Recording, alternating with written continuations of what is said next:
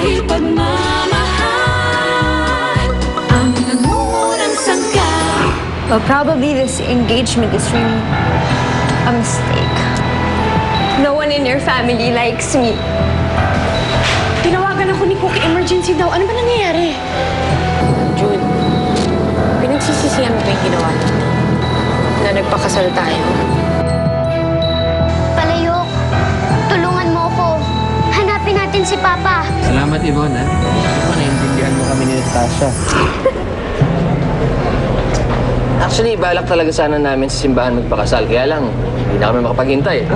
I know, right? Look at me. I am so underdressed. Oh, you look lovely. Thank you. But since I love you, pumayag na rin ako.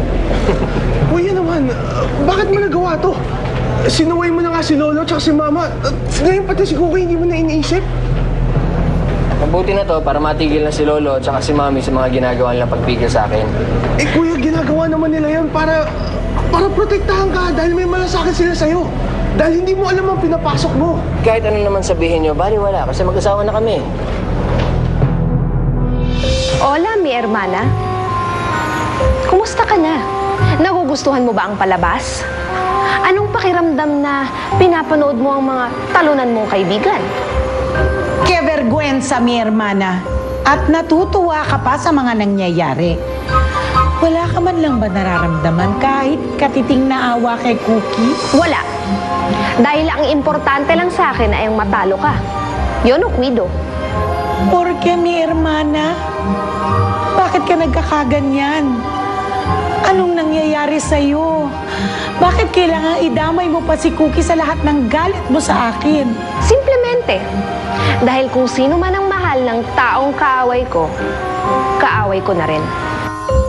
Kaya, sorry na lang si Cookie. Cookie, nabubuo na ulit pamilya natin. Bago ka ng mama. Papa, hindi ko naman po kailangan ng bagong mama. Sinasabi mo lang yan dahil sa mga naririnig mo sa Tito Jude mo at sa lolo mo.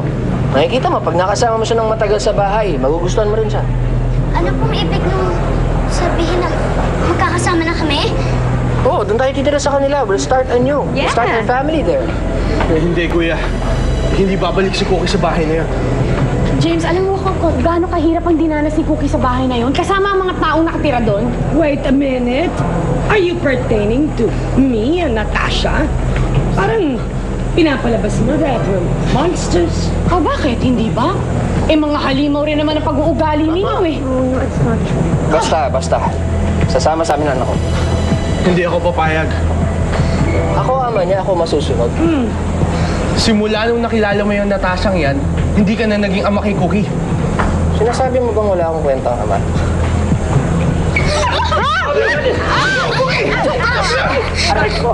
Oh my God! Wait! My dress is caught up on my hip. Get up, Natasha! You're leaving! Wait! It's so bad! Hindi naman ako papayag na maging manugang yung babaeng yon. At hindi rin pwedeng mapunta sa kanila ulit si Cookie. Well, man, natakas lang namin siya kanina. Sigurado akong hindi sila titigil hanggat hindi nila nakukuha si Cookie. Jude, anong gagawin mo pag nagpunta ulit si James para kunin si Cookie? Siya ang may legal na karapatan sa bata. Well, nakausap ko na yung lawyer ko tungkol dyan. Ang sabi naman niya, binigay ng korte ang custody ni Cookie sa kanya. Cookie, alam kong naguguluhan ka sa mga nangyayari ngayon. Pero pangako ko sa'yo, hindi ko hahayaan na mabalik ka dun sa bahay ng Ate Yvonne at ng Ate Natasha mo. Kung gusto mo, dito ka muna tumira. Pero wala na silang magagawa kasi binigay nila ang custody mo kay Mama. Ayoko po talagang tumira kay ng Auntie Yvonne. At ayoko rin naman po kayong iwan. O si Lola Alicia at pati na rin po si Lolo Ipe. E paano po kapag yun na lang yung paraan para makasama ko si Papa? Mahal na mahal ko po siya.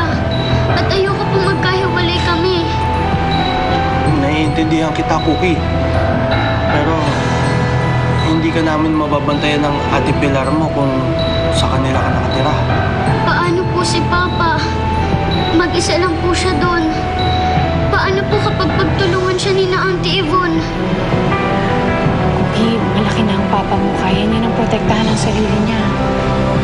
Ikaw po ba, Ate Pilar, kapag po nangyari ito sa inyo, papabayaan niyo po ba si Tatay Andong? Hindi ka po ba sasama sa kanya?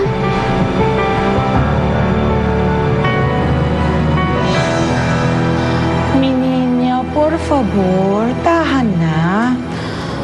Alam mo namang nahihirapan din ang kalooban ko pag nakikita kitang umiiyak. Hindi ko na po alam kung anong gagawin ko. Nahihirapan na po akong pumili kung sino pipiliin ko.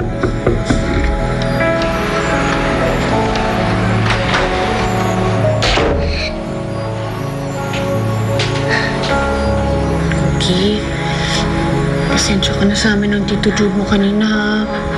Hindi namin sinasadyang i-pressure ka. Alam kong napakahirap na desisyon to para sa'yo. Masakit rin naman po na iwan ko si na Tito Jude dahil naging pamilya ko na rin po sila eh. Pero mas masakit po kapag hindi ko sinamahan si Papa. Eh di, kung ganun, sundin mo yung sinasabi ng puso mo. Korekto.